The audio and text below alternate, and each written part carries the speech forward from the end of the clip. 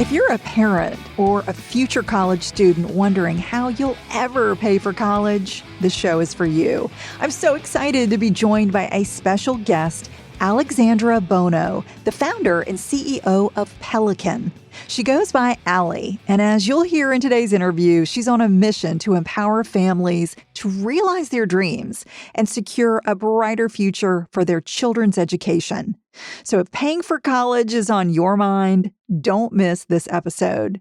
Hey friends, welcome back to the Money Girl podcast. I appreciate you downloading the show. I'm Laura Adams, an award-winning author who's been bringing you personal finance tips every week on this show since 2008, with over 41 million downloads.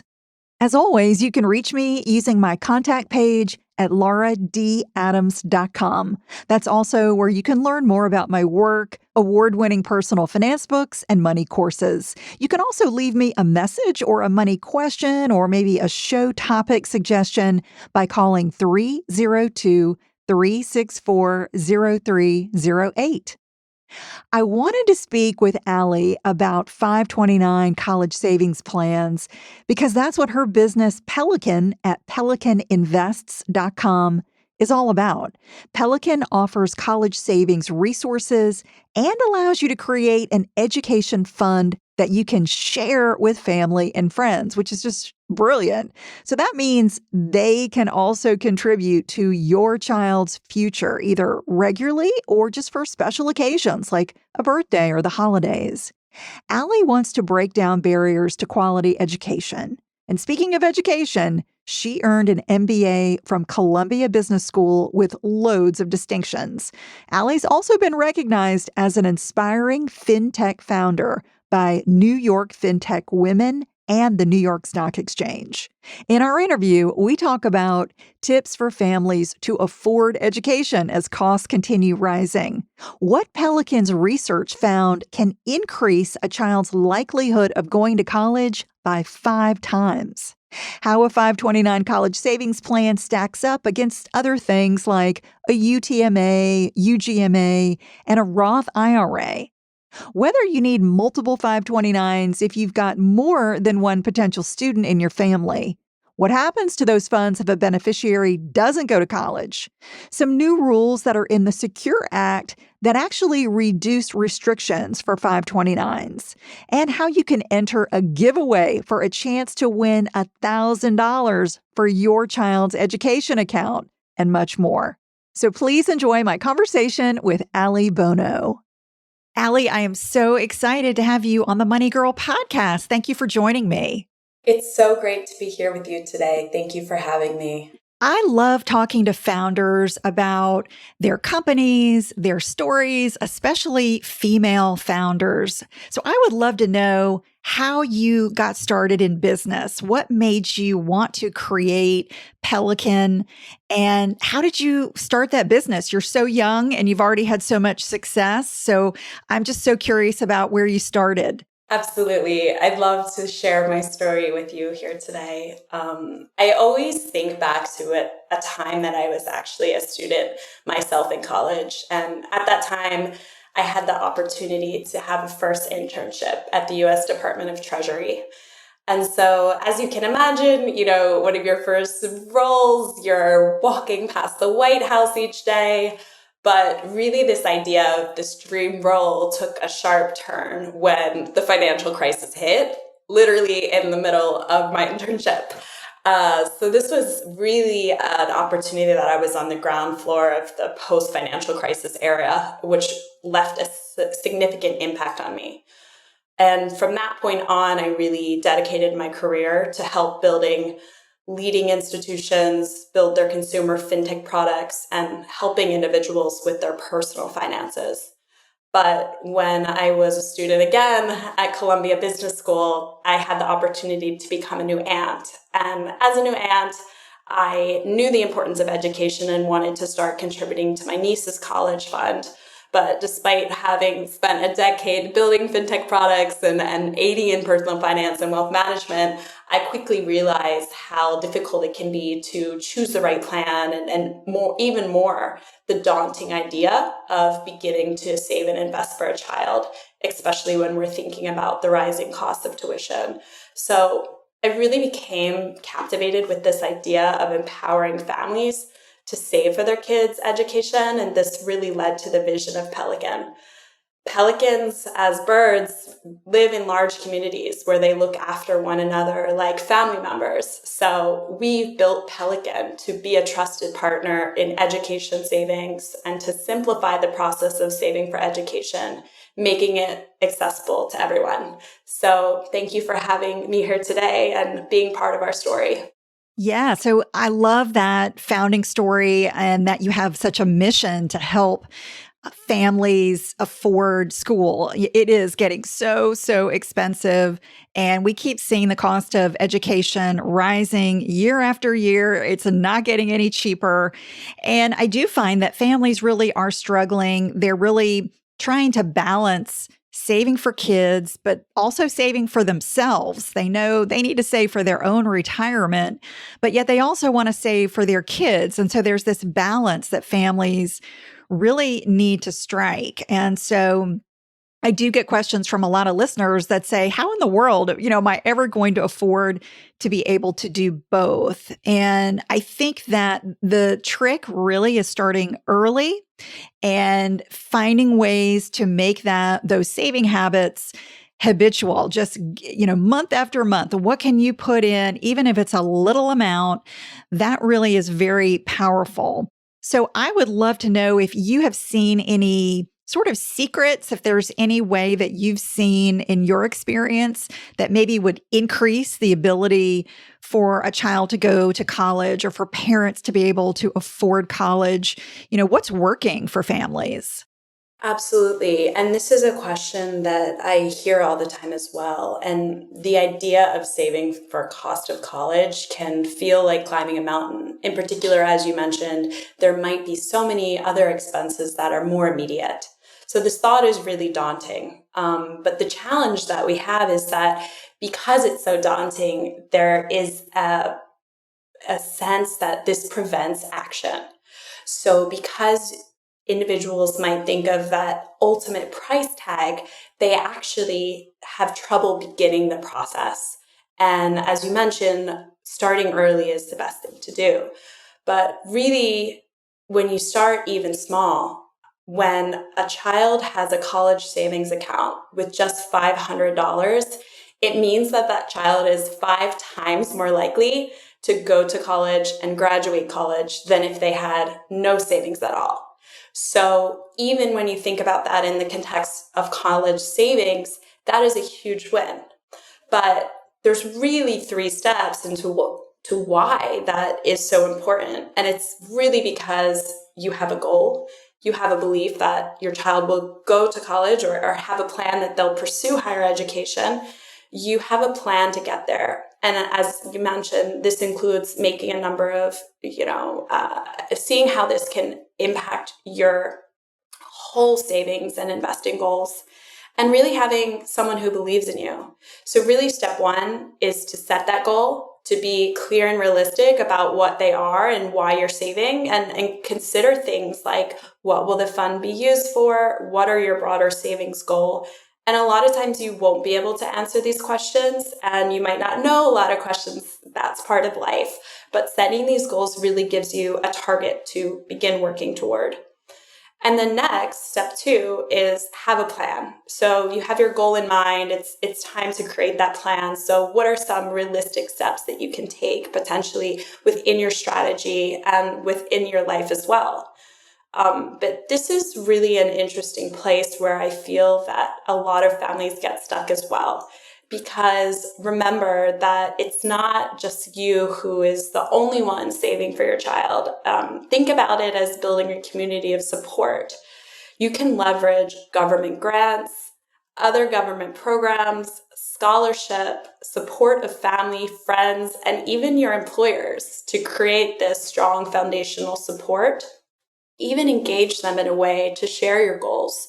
And you might find that many other people are willing to contribute, especially for meaningful gifts like birthdays, holidays, special occasions. By researching a lot of these grants and other programs as well, you can provide some financial assistance as well, including from employers that offer educational assistance and scholarship opportunities and even employer-sponsored tax advantage. And really the last thing is to be accountable. So staying on track of your goals and keeping this updated regularly. We're all human and life can have curveballs, but just remember that you're not alone in this process and to constantly revisit that plan.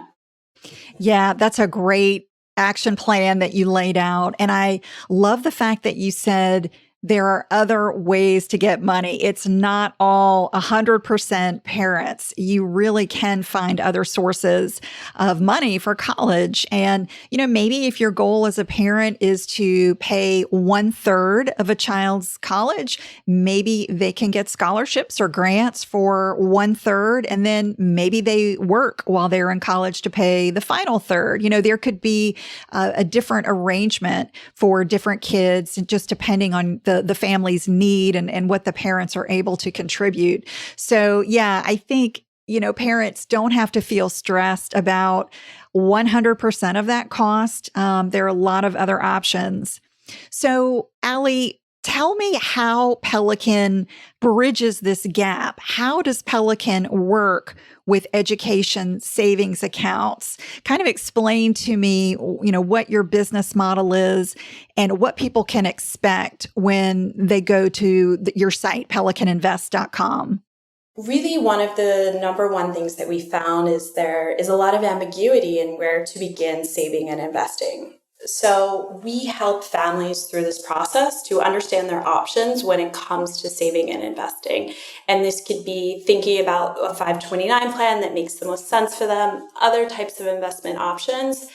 And we also enable these individuals to begin building this community of support by having features that these parents or guardians can set up to ask for support for birthdays, holidays, and more in a really fun and accessible way to make it part of their journey.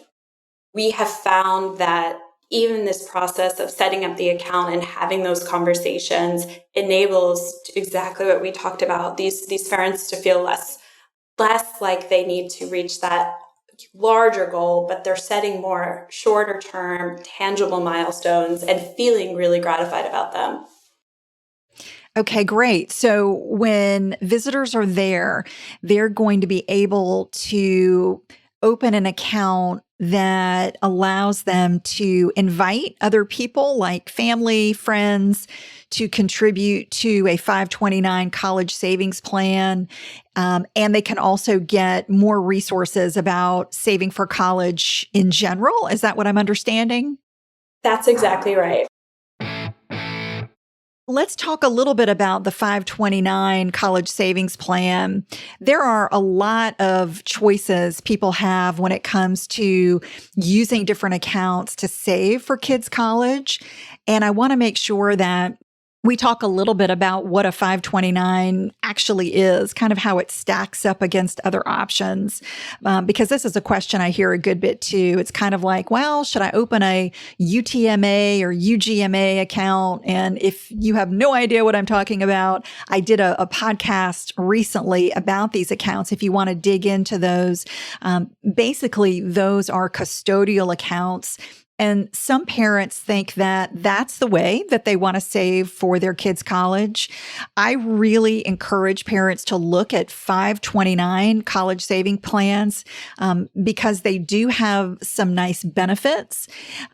They're also Roth IRAs, but those are really only for kids who are old enough to be earning an income. So to qualify for a Roth IRA, you do have to be earning an income. And so that can really, only qualify kids who are, let's say, teenagers. Maybe they're working a summer job or some kind of part-time job after school. that may qualify them for a Roth IRA, but that's not going to work for your young kids, your infants, your toddlers, those kids in elementary school. So, I'm curious why maybe you are a fan of 529s, why you wanted to really go all in on the 529 college savings plan. Yeah, so I think when it comes to saving for education, as you mentioned, 529 plans were created specifically to help with the rising cost of education. And there are three really important things to note that are particular to these plans. And there are taxes, use of funds, and financial aid. So when it comes to offering unique tax advantage, contributions are made with after-tax dollars, but your investment grows tax-free. And withdrawals, when used on qualified education expenses, are also tax-free at the federal level. And some states even offer additional incentives, such as deductions or credits, to encourage these residents to save with their plan. But it's important to note that the use of funds can only be used on a variety of qualified education expenses. These can include other things, not just tuition, like books, room and board, K through 12. But if withdrawals are used on non-qualified education expenses, there may incur taxes and penalties. So that's very important to note when considering use of other plans. But one that's often overlooked and is really important is financial aid eligibility. For example, 529 plans are considered a parental asset and factored into the expected family contribution when it's determined how much aid that family will receive, but only a portion of this balance at under 6% is counted per year, where other types of accounts like UTMA can be upwards of 20%. So this does have a pretty considerable impact on the financial aid that the other types of accounts don't offer. Yeah. So I just want to reiterate what you said, because I think a lot of people are very surprised when they find out that a custodial account gives them a disadvantage when it comes to their child qualifying for financial aid. And that's because the custodial account is technically the child's account. And that's the opposite of a 529. A 529 is a parental asset. As you mentioned, it's still owned by the parent, even though the child is the beneficiary, the potential student is the beneficiary. The parent always has control of those funds. They never lose control of those funds. And so that's why they don't count as much toward the child's financial aid qualification. So that's a really, important distinction that I think people need to think about when they're choosing the right account. And that's why I am a big fan of 529s. I do think, yes, the downside is that if you oversave, taking money out that is not used for education does get a 10% penalty. But I think if you're really smart, and you estimate very well how much you're going to need, you should be okay. You can also transfer those funds to another beneficiary. Maybe you have another child that's going to go to college, or even, a niece or a nephew or a cousin, somebody in the family that's going to go to college. Those funds can be transferred to another beneficiary. So all of those features, I think, really make the 529, quite superior when it comes to saving for college. The only downside, I would say, if you have a child that you're really not sure if they're going to college, you want ultimate flexibility, well, then maybe the UTMA or UGMA account makes sense. But, I think the parent, if they're beginning to save, they're going to assume, that the child is going to use those funds for education. Plus, Allie, another thing that I think a lot of people don't know is that, as you mentioned, the funds can be used for elementary, secondary school. That is something that it really is quite costly for many families if they choose to send kids to private school. So you can also use the funds for that lower education, before kids go to university or go to a community college or vocational school. So all of that really, I think, adds up to make the 529 really, really powerful. And I did want to ask you, do you recommend that parents have multiple 529s? Let's say they have two kids and they plan on both of them going to college. Do you recommend they have separate 529 plans? This is a really great question. And then when it comes to having a single beneficiary, it can potentially open up important conversations about savings goals, investment strategies, and expectations. I love this idea of the fund actually allowing for conversations and being the catalyst to talk about pursuing higher education and to potentially even incentivize these children to maintain good grades, participate in extracurricular activities, think about their finances in their own ways. But on the other hand, having a single 529 plan, if you have multiple children or multiple beneficiaries, can reduce some of these administrative tasks. However, it's always important to think about the record keeping and how you would allocate in this topic. But as you mentioned, the 529 plans do offer a lot of flexibility to change the beneficiary to other eligible family members, even if those other family members are siblings, parents, grandparents, aunts, uncles. So you can really extend beyond that. And so if you're, ultimately, it's really what works best for the family and their children's needs. But I love this idea of using the plan as an impetus to have these clear conversations and set goals that align with the family's journey. Yeah, that's fantastic. So really setting some expectations and saying, hey, if you keep your grades up, grandma and grandpa are going to contribute, X amount of dollars for your birthday or the holidays, something like that. That is a great way to really bring everybody into that conversation. And so how easy is it with Pelican to get other people to make those contributions to a 529 plan? How does somebody set that up? Yeah, so the process on Pelican is that a parent or family member would go and set up an account with Pelican. They would have their 529 plan linked to our site and create a page on behalf of their child or their loved one.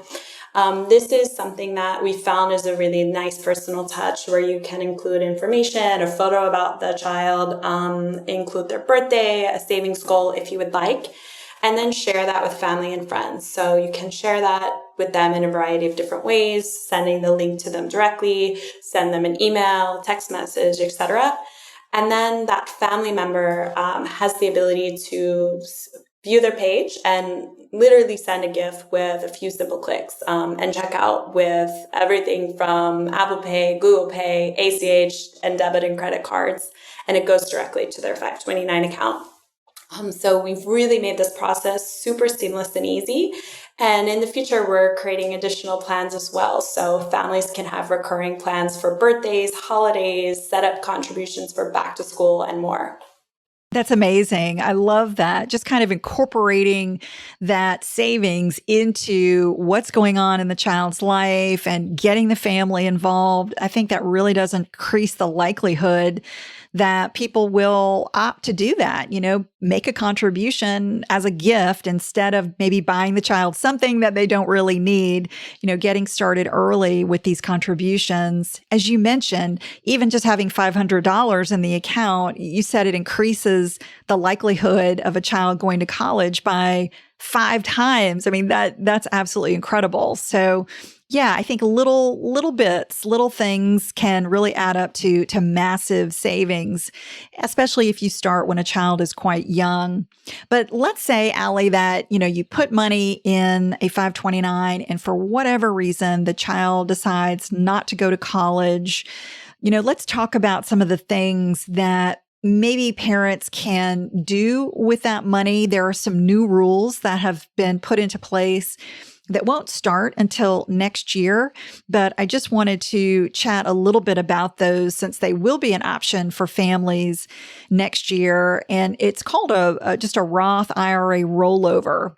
And we talked a little bit about Roth IRAs earlier, but Basically, if parents have unused funds in their account and they realize, okay, the kid's not going to college and, I don't have other children to move this money to or other family members, you can actually roll over funds into a Roth IRA up to $35,000. That is a lifetime limit. And it is per beneficiary. So that is something that is an option, but there are a lot of rules and regulations that come with that. For instance, you can only put up to the annual contribution limit, which right now for 2023 is $6,500 for IRA owners who are under age 50. So, that means that you may have to do that a little bit at a time. That limit may increase down the road, but you also have to have that 529 in place for 15 years before you can do this rollover. And you can't roll over any contributions you made in the past 5 years. So these are the kind of restrictions that I'm talking about. And it really does mean that if you open up the 529 sooner, you're going to be better off than if you wait, because you do have to have that account open for 15 years. So, it could make sense to go ahead and get a head start on that. If you have a child that you're thinking about doing some saving, at least you know that this Roth rollover would be an option if they decide not to go to school. So I just wanted to throw that out. And Allie, if you have any other ideas about what parents can do with money, I'd love to know it. I'm really excited about this rollover as well, because it really shows action to really improve the 529 college savings market on the federal level. So it's a step toward that. But I think first and foremost, when you're thinking about you have funds in an account and your child might not decide to pursue college, first and foremost, let's remember that these funds can also be used for vocational trade schools, apprenticeships, and more. So a lot of other training is definitely available there. And so, as we mentioned earlier as well, it can be easy to change the beneficiary. So you can decide to transfer these funds to another individual, even yourself. There's no age limit on the 529 plan. So there is no harm to keep it if you feel like maybe later on in life, it might be something there. As we mentioned, the word of caution is if you do decide to withdraw the funds for these non-qualified education expenses, there is that penalty. So it's really important to be aware of this and to think about this when you're thinking of your financial journey. Yeah, great advice. So, Allie, if somebody is ready, they're thinking, okay, I've just been procrastinating this and I'm ready to get started saving for a child's education. You walked us through some steps, but what's the first thing somebody should do? Where should they begin? Yeah, so really this is the significant step to starting their future. And again, we kind of talked about the considerations in mind. So always set the goal is where I start with. So map out what you're thinking about, your children, how much you want to save, how much you want to save toward that goal, and just set this target regularly.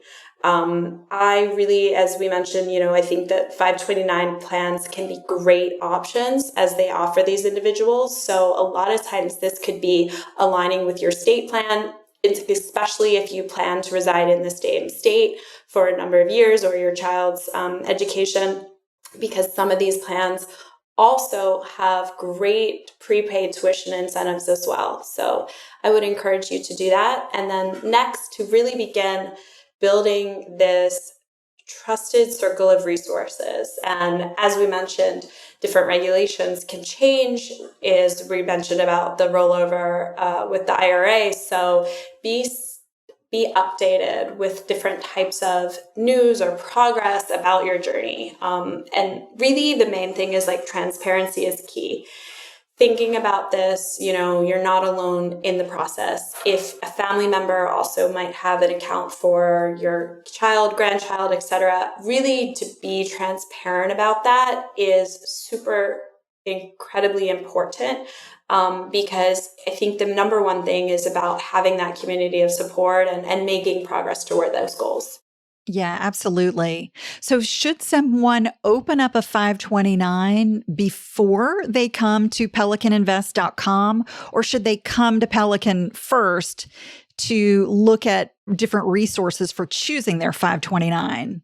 So there are so many different options when it comes to choosing a 529, and Pelican is here to make that journey smoother. So we really specialize in helping families streamline this process. So where it might take an individual hours to do research online, we can literally help you find a plan in less than 30 seconds and make it super quick and easy for you to sign up. So as many new parents and parents are, time is of the essence. So we can build that all for you on our site. We today, to give our active listeners a boost, are surprising 5 accounts with $1,000 beginning in October. So whether you're a parent saving on behalf of a child or a friend and family member who wants to contribute to a fund, if you make a Pelican account before October 1st, you'll be eligible. Visit pelicaninvest.com/moneygirl. But don't worry, if you're listening to this podcast after October 2023, we have a lot of exciting opportunities time and time again and are here to support you on that journey of education savings from day one. Is there anything else you'd like listeners to know before we wrap up? Most importantly, starting the savings journey is something that is truly special. It's really about giving the gift of opportunity to that child, which is so priceless, and really remembering that you are not alone in this journey. There are tools and resources here to help you every step of the way. And just remember through the process that you got this and you are choosing to set your child up for future success. And that is an incredibly powerful gift. Allie, thank you so much. I really appreciate all of your advice and the incredible platform that you've created, and especially the promotion. That's a pretty great way to kind of kickstart your education savings. So I really appreciate you being here. Thank you so much. A big thanks to Allie. And don't forget about her generous promotion, giving 5 new Pelican account members the chance to win $1,000 for your college savings fund. That's all for now. I'll talk to you next week. Until then, here's to living a richer life. Money Girl is a quick and dirty tips podcast. It's audio engineered by Steve Riekeberg with editing by Adam Cecil. Our advertising operations specialist is Morgan Christensen. Our digital operations specialist is Holly Hutchins. And our marketing and publicity associate is Davina Tomlin.